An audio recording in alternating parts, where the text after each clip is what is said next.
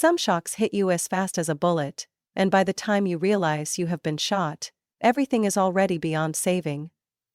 I used to think the greatest pain of my life was losing my parents. I was wrong. The real pain was discovering that the remaining family had stabbed me without even blinking. On the day of the will reading, I finally understood. Family does not always mean love. My name is Mia Carter, 27 years old, born and raised in the suburbs of Charleston, South Carolina. My parents, Mr. Henry and Mrs. Linda Carter, were wealthy entrepreneurs owning numerous properties and shares in major companies. To outsiders, our family was the ideal model: successful, powerful, and proud. We filled the dusty oak-paneled room of Rawlings and Company law office. I wore a simple black dress, my hands numb from clenching so tightly, while my perfect older sister, Vanessa Carter, 30 years old, donned a brand new Chanel outfit, her lips curled into a sly smirk. When Mr. Rawlings, the aging family lawyer, began reading the will, each word felt like it was slicing into my skin. To our beloved daughter Vanessa, he paused, adjusting his glasses. We leave the entire real estate portfolio, financial assets, and the mansion in the Hamptons. Vanessa tilted her head, her diamond ring flashing with each subtle movement, her eyes gliding over me with a look of pure satisfaction, as if she had declared victory over my dead body. And me? Mr. Rawlings continued, his voice gravelly as if struggling with discomfort. To our daughter Mia, the old Carter farm located in the outskirts of Rock Creek, Wyoming. Silence fell over the room like a suffocating blanket. I could not breathe. The old farm? The one abandoned for over 2 decades since Grandpa's death? A desolate piece of land, with a crumbling house, and waist-high weeds? Laughter, cold as a knife's edge, sliced through the silence. Vanessa. Makes sense, she sneered, folding her arms. Mia always preferred playing in mud over attending cocktail parties anyway. Laughter spread like a virus among the aunts and uncles, who once patted my head and called me sweet little Mia. Today, their eyes saw nothing but a failure. I bit my lip until the metallic taste of blood filled my mouth. But I did not shed a single tear. I would not give them that satisfaction. There must be some mistake, one aunt, Mrs. Diane, blurted out, her voice a mix of confusion and irritation. Henry and Linda would never leave Mia with just that chicken coop. Mr. Rawlings shook his head, flipping to a page stamped with a bright red seal. The will was properly signed and legally certified. There is no mistake. Vanessa shrugged dramatically, her expensive gold bracelet jingling lightly. Oh, come on, Aunt Diane. Mia loves nature. A rundown farm in Wyoming will be her little paradise. A short, razor-sharp laugh escaped Vanessa's lips. I stood up, my fingers trembling as they clenched the rusty old key Mr. Rawlings had handed me, along with a manila envelope containing the property deed. No one stopped me as I walked out of that room saturated with hypocrisy. No one even called after me. They had decided I was only worthy of dust and decay. My old Honda Civic roared as I sped out of the parking lot, the engine growling like the anger boiling inside me. I had lost my parents, and now, I had lost my family too. I gripped the key tighter, a spark of fury igniting deep within my chest. If they thought I would crawl back to Vanessa begging for crumbs, they were dead wrong. I had the farm. I had myself. And I swore, even if it was nothing but ruins, I would turn it into something they could never dare to look down on again. Even if the whole world turned its back on me, I would keep walking forward. My eyes burned, not with pain anymore, but with fire. The road to Rock Creek stretched endless and lonely, as if daring me to turn back. But I did not. The land my family saw as a burden would be where I began anew, or it would bury me trying. My Honda rattled violently as I crossed the rusted gates of Carter Farm. Everything was exactly as I imagined, or worse. Weeds grew taller than a man. Broken fences leaned and sagged. The main house stood like a sagging gray corpse under the heavy cloudy sky. But what drew my eyes instantly was the old barn at the far end of the property. Its tin roof was pockmarked like Swiss cheese. Its wooden planks rotted so badly a strong gust could knock it over. Yet somehow, it still stood. Like an old soldier too stubborn to fall. I pulled up my collar against the cold, gripped the bunch of keys tight, and trudged toward the barn. Every step sank deep into the muddy ground. The freezing air cut through my skin. My hand trembled as I touched the rotting door, a hard shove. The hinges screamed into the empty air, a sound like a soul wailing from the underworld. Inside, it was pitch black, with only a few lonely beams of light piercing through cracks in the walls. Rusted tractors, shattered crates, and broken farming tools lay scattered like bones in a graveyard. But something felt wrong. I had been here before. A distant memory surfaced. 5-year-old me, gripping Grandpa Jacob Carter's rough hand. Sneaking into this very barn. He had whispered in his warm, gravelly voice. "The greatest treasures are never found on the surface, little Mia." I scanned the dusty space. Something was off. The inside dimensions did not match the outside. My heart thudded painfully as I knelt by the north wall. I vaguely remembered Grandpa's old game, 3 taps, then push a certain plank. My fingers searched the splintered wood until they found a slight bump. Yeah. Tap. The air around me seemed to freeze solid. I took a deep breath and pressed the 4th board from the bottom. Blick. A small but sharp sound pierced the silence. Beneath my feet, part of the floor shuddered. I stumbled back, watching wide-eyed as a square hatch silently creaked open, revealing a staircase descending into utter darkness. Before, I might have run, but today fear was not what pushed me. Today, a fierce need burned inside me. I had to know the truth. Turning on the flashlight from my phone, I carefully stepped down each creaky stair, my breath pounding in my ears. The air down there was freezing, and heavy with the smell of mold. The staircase led to a spacious room, perfectly hidden beneath the layer of dry earth and stone. Faint light swept across the walls, covered in papers, maps, and charts I could not immediately understand. At the center of the room stood a large work table blanketed in dust, a tattered canvas sheet draped over complicated machinery, gauges, test tubes, and sample analyzers. A laboratory. Right beneath the ground. I could barely believe my eyes. Grandpa Jacob, the man the entire family had mocked as the eccentric old man, had secretly built a research facility right in what they had deemed worthless land. The flashlight flickered toward the corner of the room. A large safe stood, towering, covered in thick cobwebs. I approached it, palms drenched in sweat. 3 spins, and I gambled on the only number I thought Grandpa might use, my birthday, July 16, 1997. Well then, the lock popped open. Slowly, I pulled the heavy door aside. Inside was no gold or cash, but a dark brown leather-bound notebook, and a USB drive carefully wrapped in a waterproof leather pouch. I flipped open the notebook. On the first page, written in neat blue ink, it said, "To Mia, the only grandchild who ever truly saw the real value, if you are reading this, it is time for the truth to be revealed." My fingers trembled as I turned each page. Inside were detailed notes on geological surveys, chemical analyses, and complex engineering schematics I only faintly understood. There was one thing I was absolutely certain of. Grandpa had discovered something profoundly important and had entrusted it to me, not to anyone else. I looked up, the flashlight beam cutting across the dusty ceiling. At that moment, I swore to myself. Whether it was treasure, technology, or something far beyond imagination, I would uncover it all.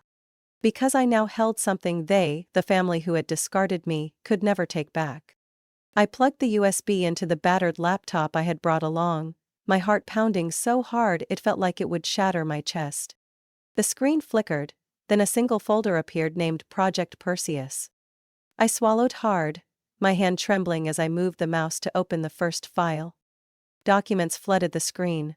Geological diagrams, mineral survey reports, process flow charts, along with dozens of patents signed under the name Jacob A. Carter. I flipped through the leather notebook on the table, piecing together the information. My grandpa was no crazy old fool as everyone had believed. He had uncovered one of the largest rare earth deposits in the northwestern United States, right underneath the Rock Creek Farm.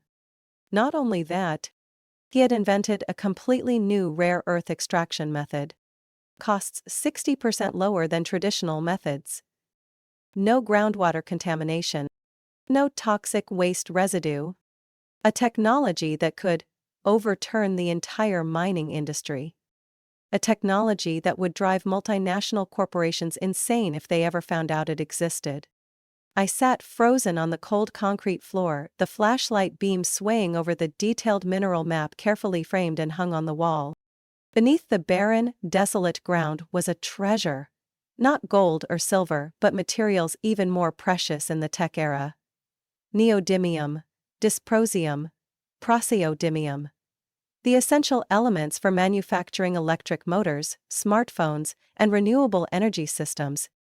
I turned to the final page of the notebook. A small slip of paper was tucked between the sheets, written in the familiar slanted handwriting. Mia, if you are reading this, know that I trust you. What I leave behind is not meant for the greedy, but for those with vision. Be cautious, they will try to steal it. Never let greed guide your way. I closed the notebook, a fierce wave of emotion rising in my chest. For years, I had lived in Vanessa's shadow. Belittled, forgotten, shoved aside. But now, I held the key to changing my life. Not just my life, but a part of the world's future as well. There was another folder on the USB, labeled Legal. I opened it, holding my breath. Inside were scanned copies of filed patents, complete with application numbers. Grandpa had completed all the legal steps necessary, but had deliberately left the commercialization dormant. Among the documents was a notarized letter of authorization stating that all intellectual property developed on Rock Creek Farm belonged solely to Mia Carter. What did that mean? It meant that every invention, every mineral deposit beneath my feet, was legally mine. No one, not a single person, could demand a share. I let out a dry laugh in the freezing underground bunker. All those years, they had looked at me like I was worthless. And now, I was sitting on a gold mine they never even knew existed. But I understood. If word of this got out too soon, I would be crushed before I had a chance to stand. Vanessa, Aunt Diane, the leeches who lived off inheritance. If they found out, they would stop at nothing to take it from me. I had to move carefully. I had to make this real before anyone noticed. I shut down the laptop, packed the USB and the notebook tightly into my backpack, and zipped it up. Standing up, I looked around the underground room one last time. Every wall, every piece of paper here, was Grandpa's true legacy. Not lavish mansions or flashy parties, but knowledge, trust, and the chance to build my own worth. I climbed the stairs, every step heavy, but my heart surging with determination. The secret door slammed shut behind me. Outside, the night wind howled bitterly. I tilted my head up toward the pitch-black sky, silently promising. The game was only just beginning. I returned to the old wooden house with a burning fire raging in my veins. There was no time to drown in emotions. I needed to act, fast, precise, and absolutely discreet. That night, under the dim light, I dug through old contact books and emails, searching for connections I had slowly built during my years working in finance in Charleston. I knew I could not do this alone. But I also could not reveal too much to anyone. The first number I dialed was Daniel Morgan, a corporate lawyer I had met while consulting on an infrastructure investment project. He was notorious for his discretion and absolute loyalty, at a steep price. The call lasted barely 3 minutes. I need to meet you. This has to remain completely confidential. If you refuse, we will pretend this call never happened. Daniel responded with a single sentence. Send me the address by text. I will be there within 12 hours. I did not stop. The second call went to Dr. Hannah Lee, a mining engineer who had won awards for her research in sustainable mining. I knew she was being suppressed in a major corporation and was always looking for a chance to do something groundbreaking. Hannah, if you are ready to leave everything behind to join a project that could change the industry, I have what you are looking for. Silence. Then a deep breath of excitement from the other end. Send me the address and the start date. The final call was to Ryan Cole, an independent financial consultant who had left Wall Street because he could no longer stomach the dirty games in the banking world. A brilliant strategist, but more importantly, loyal only to his own principles. Ryan, I said bluntly, I need someone who can keep money clean like a polished altar. I am not doing anything illegal, but I need anonymity. He let out a raspy laugh. You have piqued my curiosity, Mia Carter. 3 days later, at a shabby motel 20 miles outside Rock Creek, we sat around a plastic table. No contracts, no paperwork. Just a verbal agreement. I spread out the USB drive, copies of patents, and mineral survey files before them. Daniel's eyes narrowed like a blade. Hannah almost gasped with excitement. Ryan remained silent, but his half-smile said everything. We set up a company immediately, Daniel said, tapping the table quickly. Not under your direct name. I will create a chain of subsidiaries, each owning a small part, so no one can trace the real owner. Hannah sketched a technology diagram on the back of a motel receipt. I can set up a small-scale lab within 3 months if you can find a reliable supplier. Your grandpa's old lab foundation is solid enough for it. Ryan simply lifted his coffee cup, squinting. I will establish a separate investment fund funneling capital into each phase through offshore accounts. If anyone snoops, all they will see is a bunch of obscure green tech companies. I nodded, each word heavy, like nails hammered into blood and bone. There can be no mistakes. One leak and we are dead. They needed no more convincing. They had chosen to walk this path with me. 2 weeks later, the dilapidated barn had transformed. We installed new electrical systems, private satellite Wi-Fi, air filtration units, and rows of specialized computers.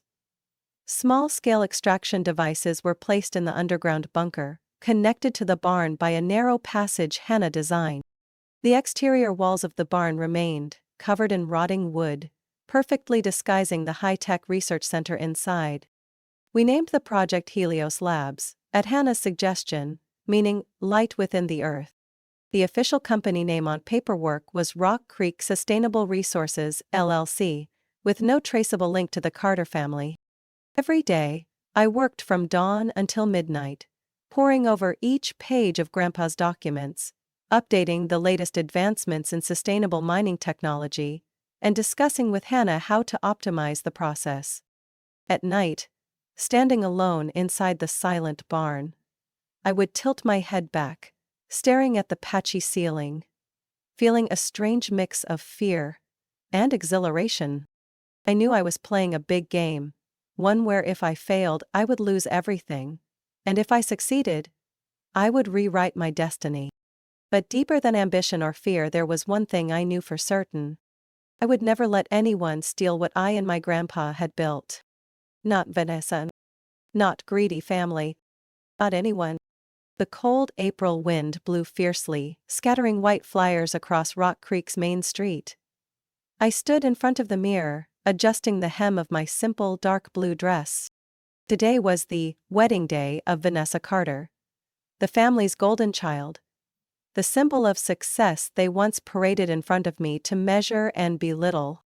This ceremony was held at a private estate in Charleston. The very home that once belonged to my parents, now solely Vanessa's property, after the shameful division of the inheritance.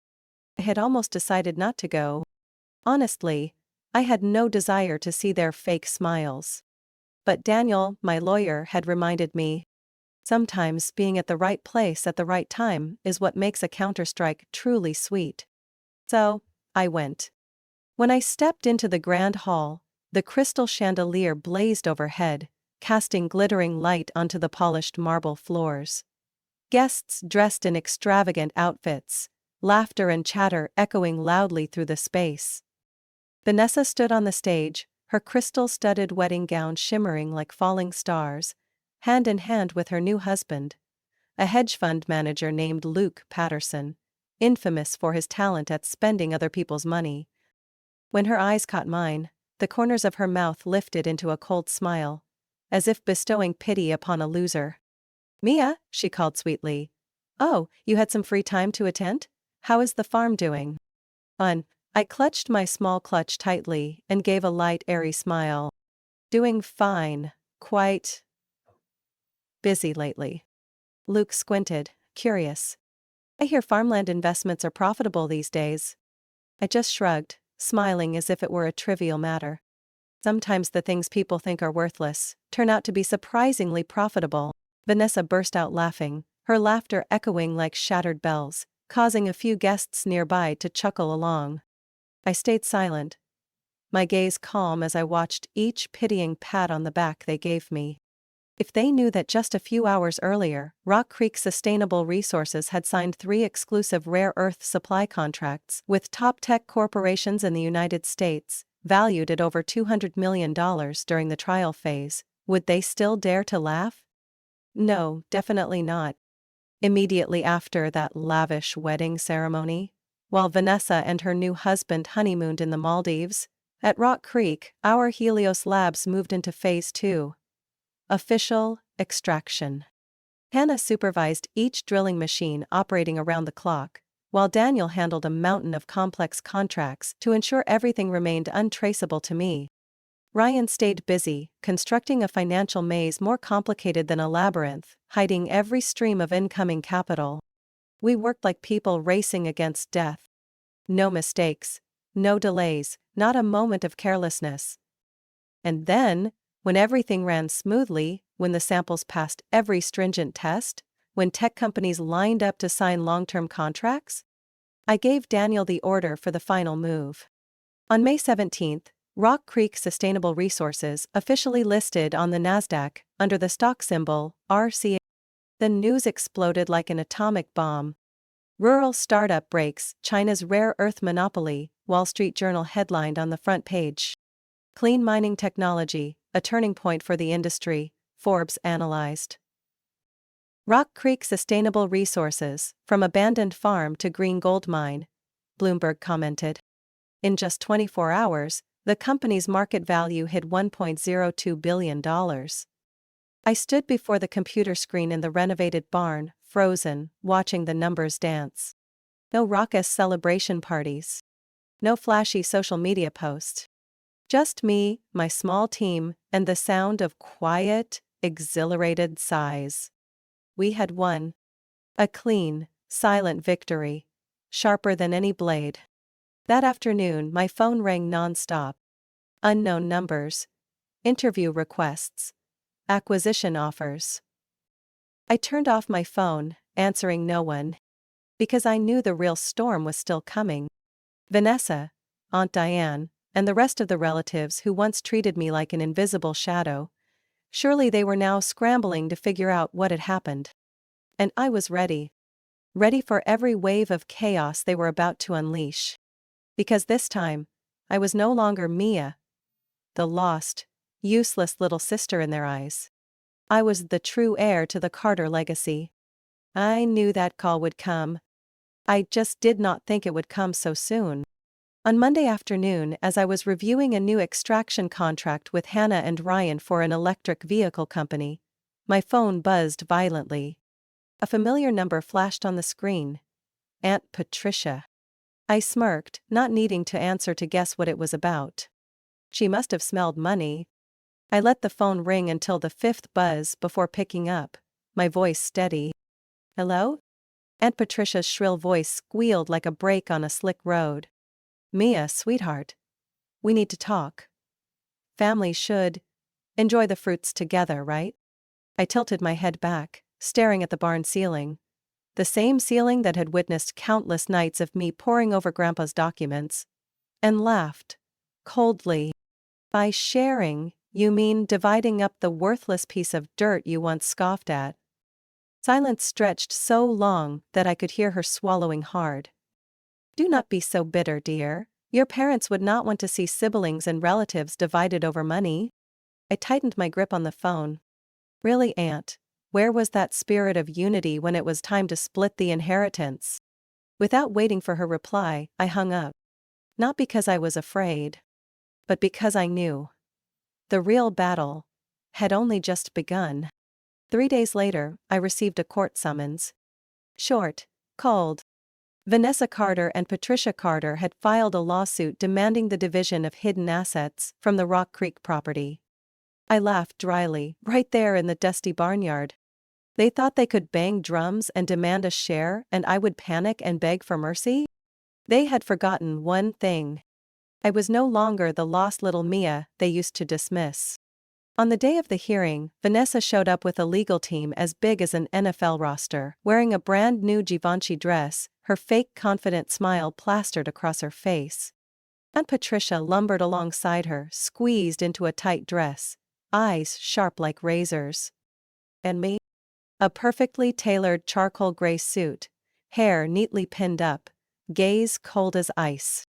Daniel Morgan, my lawyer, strode beside me, his face unreadable.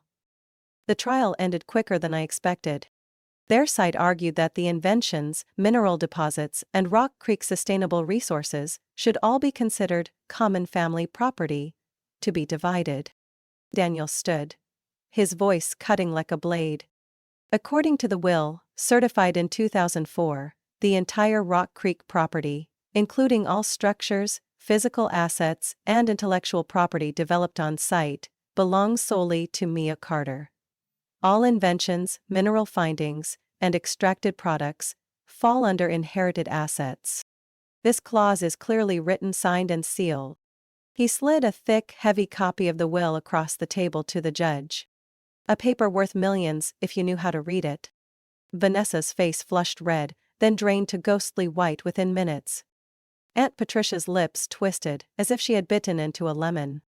Finally, the judge struck the gavel, his voice firm.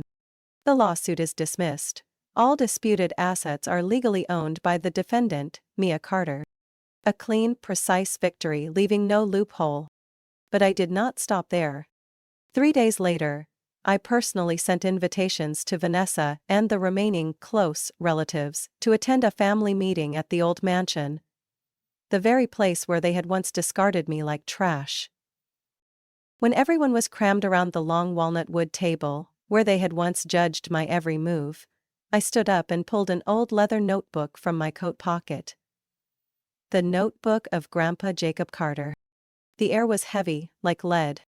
I opened the notebook, flipping to a page marked with silver foil. My voice rang out, steady without a tremble.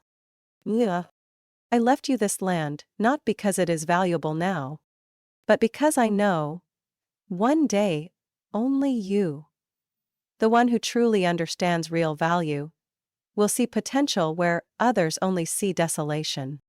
You are the greatest legacy the Carter family has ever produced. Never doubt that. I closed the notebook, my gaze sweeping across each stunned face in the room. That is why, I said slowly, each word slicing through the faint glimmers of hope left in their eyes. Grandpa left nothing to those who chased after shiny metals. He left it to the one who knew how to dig deep, with her own hands. Vanessa lunged forward, her voice hoarse. We are family, Mia. He was my grandpa too. I smiled, my gaze sharp as ice. Family? When you abandoned me, mocked me, treated me like garbage? No, Vanessa, blood cannot salvage a rotten heart. I closed the leather notebook, buttoned my coat, and walked out of that room without looking back. Behind me, only the sounds of desperate cries and heated arguments remained. Stepping outside, the June wind whipped through my hair. I took a deep breath, smiling for the first time in years. Finally, I had reclaimed everything. Not just assets, but my own dignity and worth. And I swore there would be much more waiting ahead. I knew they would not give up easily. The week following that humiliating family meeting, Vanessa and Aunt Patricia took turns texting, calling, and emailing. Their words softer now, but the greed still oozed from every sentence like the smell of blood in a shark tank. Mia, I am sorry for being so impulsive. We are family after all. Aunt truly wants everyone to grow together, dear. Let's not let money divide us. I read them all. Did not reply. Deep inside, I felt no hatred.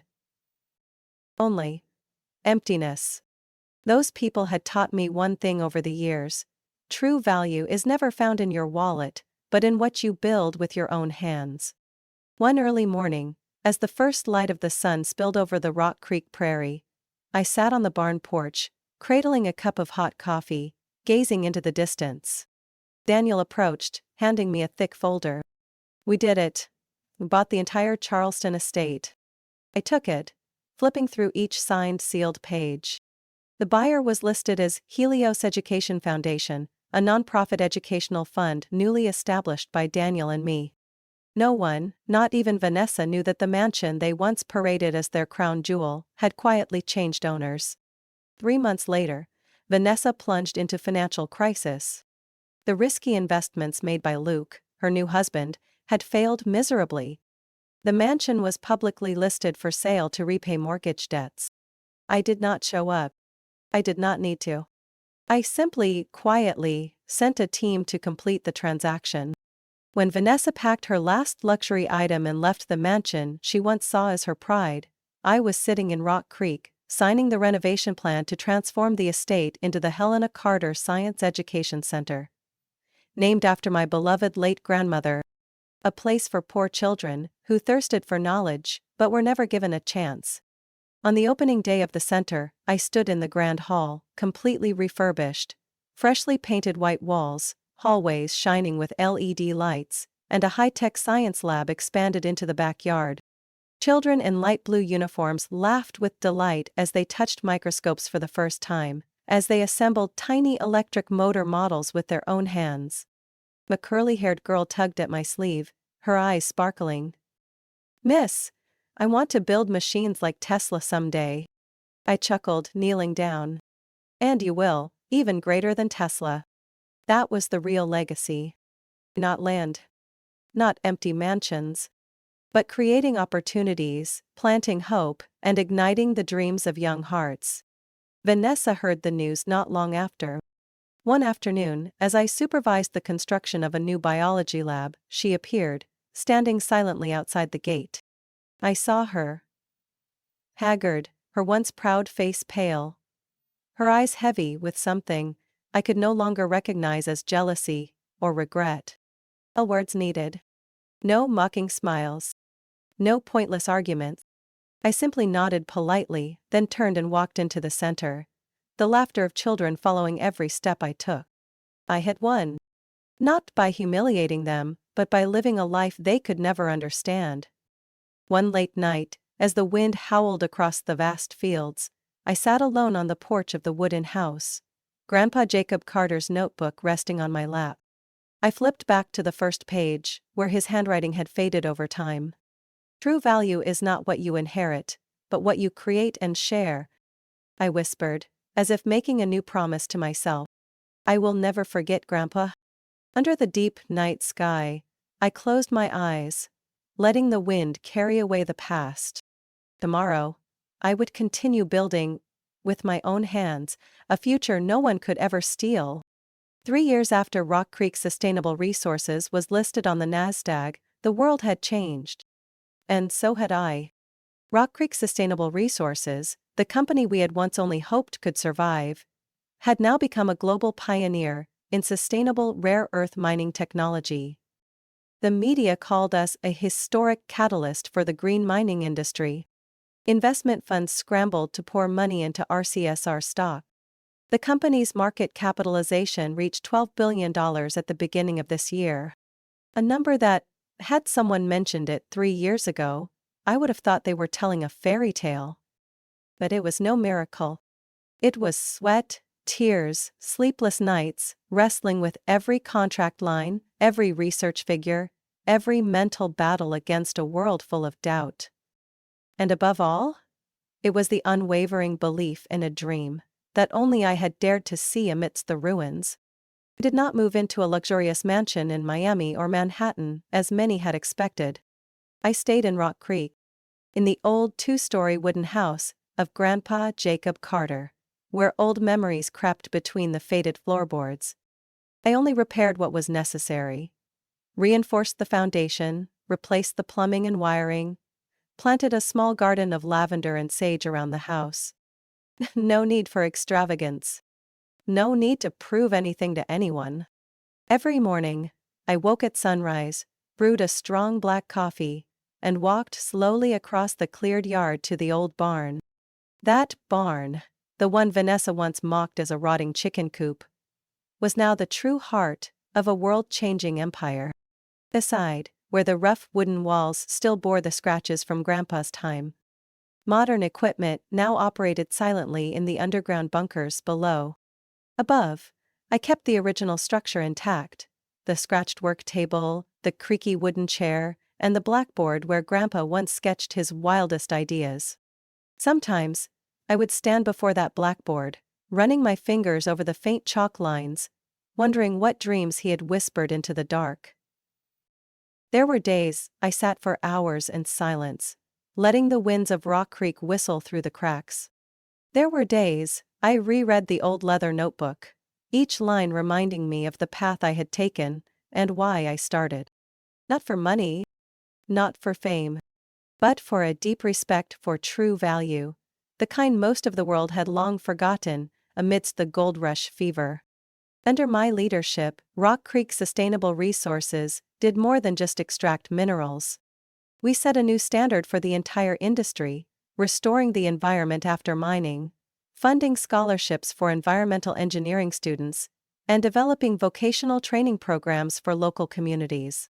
We proved that it was possible to build wealth without destroying the world. That intelligence and perseverance, not blind greed, were the true forces that unearthed real treasures. Occasionally, I received letters from major corporations offering to buy the company. The numbers they proposed could shake anyone: $15 billion, $20 billion. But I always replied with a single sentence: Rock Creek does not sell value, we build value. Vanessa? And Patricia? They had disappeared from my life like wandering winds. Rumor had it that Vanessa now worked part-time at a small car dealership in Savannah, struggling to pay off her debts. Aunt Patricia was said to be drifting from town to town, chasing opportunities she never found. I felt no triumph, only peace. Because I understood now. The best revenge is living a life they can never reach.